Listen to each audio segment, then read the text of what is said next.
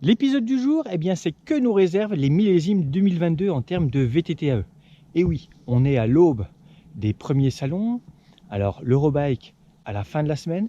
On avait d'ailleurs eu l'occasion de tester pas mal de matériel il y a 7 ans, dont le Spark avec le moteur en batterie de 500. Beaucoup de lancements prévus, notamment mercredi, pas forcément en VAE d'ailleurs. Shimano, a priori, prépare un lancement, je dirais, du nouveau Dura-S. Certainement en DI2 par rapport à ce qu'on a pu voir sur les différents réseaux. À voir.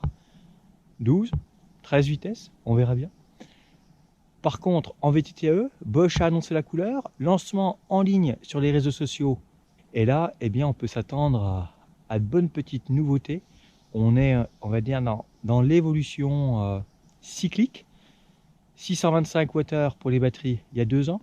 Je ne pense pas qu'on nous annonce des batteries en 1000 Wh. Par contre, la même progression, on était passé de 500 à 625. Alors pourquoi pas reprendre 125 Wh avec des batteries de 750 Wh. Par contre, vous enflammez pas. Les évolutions au niveau des cellules, si vous suivez un petit peu le domaine de la lampe torche, c'est pas la peine d'aller très loin, eh bien les cellules, elles évoluent en longueur et en diamètre, et ces petits watts gagnés sont finalement le résultat de l'assemblage des cellules. Reste à voir le volume, il sera certainement plus long, plus large, donc les géométries sur les petites tailles small, medium, un peu gênant. En large XL, pas de souci. À voir si Bosch continuera dans le dual batterie.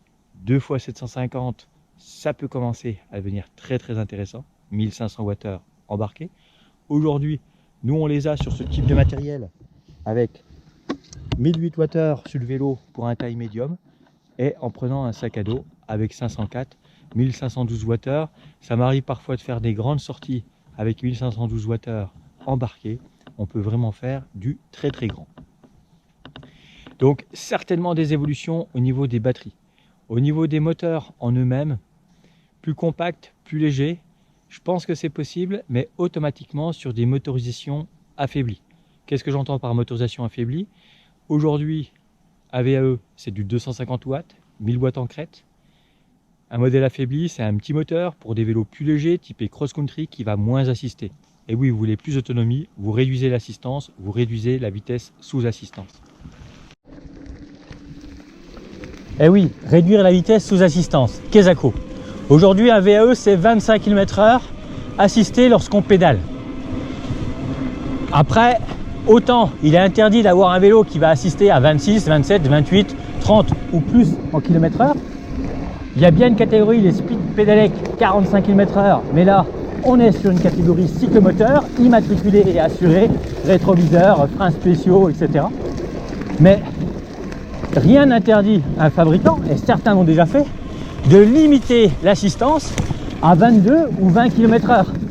Si à partir de 20 km/h votre assistance se coupe, automatiquement ces 20% d'assistance en moins seront au minimum 20% d'autonomie en plus.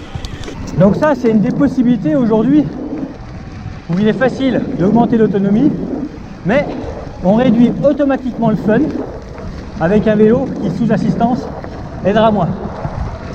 Je pense que on va avoir de plus en plus de vélos à mini assistance proposés sur le marché. Ça a commencé en 21 et en 22 ça va continuer. Autonomie oblige. Une des grandes évolutions aussi, ça va être l'intégration. On a pu le voir sur pas mal de vélos qui sont sortis sans moteur déjà cette année, ou sur les différentes épreuves internationales de cross-country. L'intégration, le carénage, les combos au niveau des guidons, c'est-à-dire que fini là, toutes ces gaines, même au niveau des freins, que ce soit Magura, SRAM, tout le monde travaille sur même l'intégration des durites de frein. Les changements de vitesse électroniques. On va arriver demain à des vélos où il y aura juste les 2 leviers qui dépasseront du cintre, avec un ensemble ultra design, un combo aérodynamique où tout passe à l'intérieur. Et on peut même s'attendre à avoir également les éléments, les compteurs intégrés au niveau de la potence, intégrés au niveau du poste de pilotage. Il y a déjà eu pas mal d'exercices de style qu'on a pu voir sur les différents Eurobikes. Alors l'intégration, hein, c'est bien, c'est joli, mais il faut être conscient de deux choses. Si le poste de pilotage d'origine du vélo ne vous convient pas, un combo, sans parler de partie électronique ou de frein intégré, ça vaut déjà 550 € prix public. Alors un combo avec l'intégration complète ne coûtera pas moins cher. Et si vous souhaitez changer 10 mm ou 5 degrés de hauteur au niveau d'un poste de pilotage, ça fait quand même cher du degré. Donc ça, par rapport aux anciens vélos où à partir de 25-30 € on avait une potence, ce monde-là est terminé. Et l'autre élément, c'est qu'en termes de maintenance, l'intégration, ça coûte automatiquement plus cher parce que ça prend beaucoup plus de temps. Donc sur ces millésimes 2022, on peut s'attendre à plus d'intégration, mais du coup avec un coût au kilomètre qui sera plus important, mais une plus grande autonomie et des vélos un peu plus carénés aussi dans l'ensemble, mieux intégrés. C'est un petit peu ce qui s'est passé finalement dans la motocyclette. Les premières motos, on voyait chaque élément technique bien visible. Et au fil des années, au fil des siècles, tout s'est intégré. Aujourd'hui, une moto moderne, on voit plus grand chose. La suspension arrière, l'amortisseur, on ne voit plus rien. Et c'est déjà depuis 2 ans une petite tendance d'intégration des amortisseurs sur les vélos de cross-country. Trek a commencé avec ce type de concept.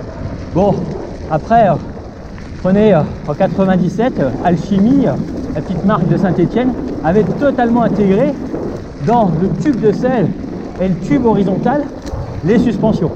Donc l'intégration, c'est pas nouveau. Et sur les millésimes 2022, eh bien, on peut s'attendre à une intégration. Alors pas en aluminium, c'est quand même assez compliqué de vouloir faire de l'intégration aluminium, même avec de l'hydroformage de tube, mais avec du carbone, les possibilités sont presque, on va dire, énormes. Et le designer peut donner libre cours presque à sa plume. Ce sera réalisable, cher parfois, à l'entretien certainement compliqué, en tout cas pas plus simple qu'en externe. Techniquement, ce ne sera pas forcément un plus. L'essentiel sur un vélo électrique, à notre goût, il y a deux choses.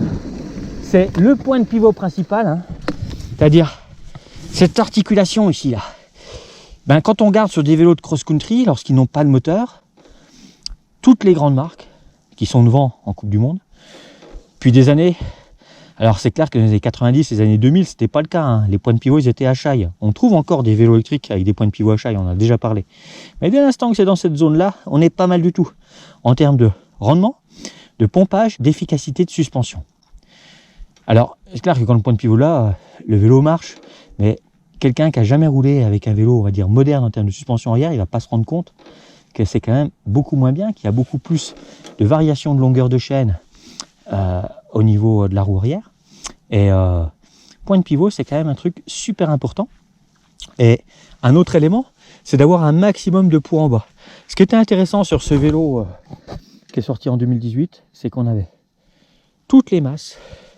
Alors ça, c'est nous qui avons rajouté, hein, la batterie externe. Mais la batterie, le moteur, l'amortisseur, tout est en bas. Il y a très peu de poids au-dessus. Il n'y a rien ici. C'est qu'un tube. Juste la rigidité, le poids en bas et au-dessus. Hop, juste un élément de liaison, hyper sloping, avec un grand dégagement au niveau des genoux pour faciliter le pilotage. Parce que les cadres qui ont du volume ici, ça va pas du tout à rouler. Ne serait-ce que si vous devez poser pied à terre dans un dévers, c'est vite galère. Plus il y a de dégagement, plus c'est agréable. On a récemment refait un essai du Rocky qu'on avait fait à l'époque. Le Rocky, il est super sloping. C'est un truc de dingue. On bouge comme on veut sur le vélo. Et le poids est tout en bas. C'est assez génial à rouler. La longueur des bases aussi est importante. Donc, c'est clair que le 29 pouces c'est généralisé. Donc en 2022, on peut s'attendre encore à des vélos en 29 pouces, parfois compatibles 27,5 arrière. Mais ce qui est important, c'est d'avoir du dégagement entre le pneu et le cadre si vous souhaitez rouler dans la boue. Si vous roulez que sur le sec, que l'été, il n'y a pas de souci. Mais si c'est un usage annuel, prenez un vélo avec du dégagement, poussez un vélo de 20 kg ou plus avec 5 kg de bout dessus, c'est franchement pas terrible.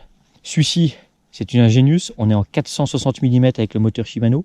Les versions plus récentes sont en 463 mm.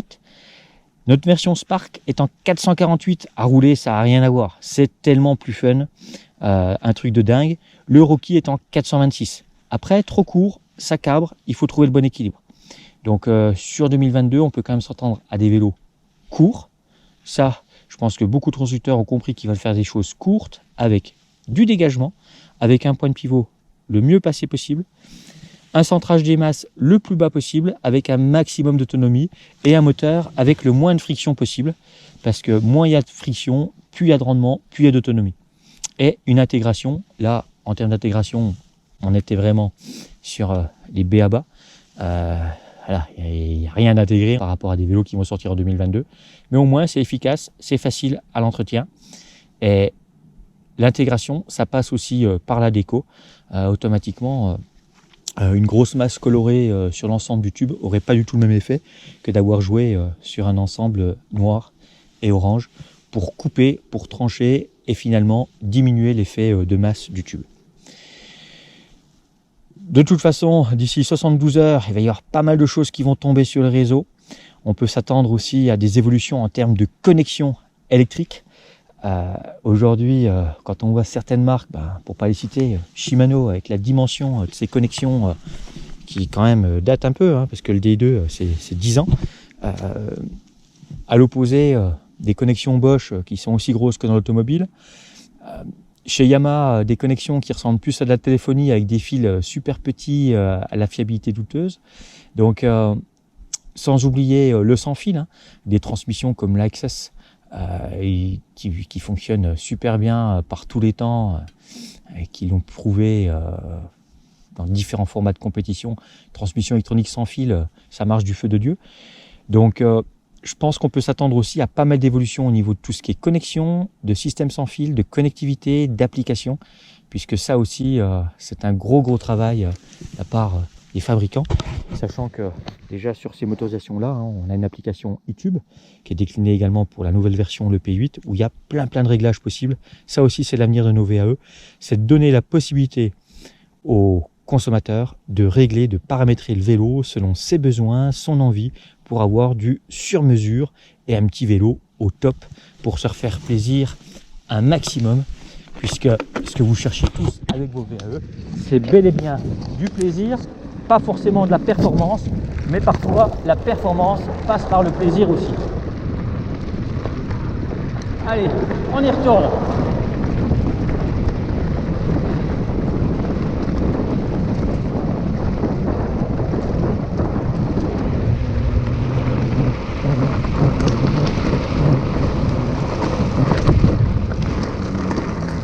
J'en ai pas parlé, mais l'évolution aussi sur les tiges de selle, on peut s'attendre à des choses plus légères.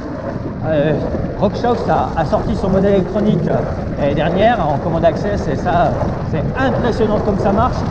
C'est vraiment efficace et ultra rapide par rapport aux produits proposés par Magura, et on peut s'attendre à une réponse de Fox, pas forcément d'électronique, quoique avec le iVibe, ils ont aussi une certaine maîtrise de la chose, mais en tout cas, au niveau poids, je pense que la guerre des tiges de selle télescopiques est lancée. Donc le millésime 2022 risque de nous faire rêver sur les écrans. Après, l'autre problématique, ça sera de trouver un vélo en magasin, car c'est quand même très compliqué le marché du cycle en ce moment.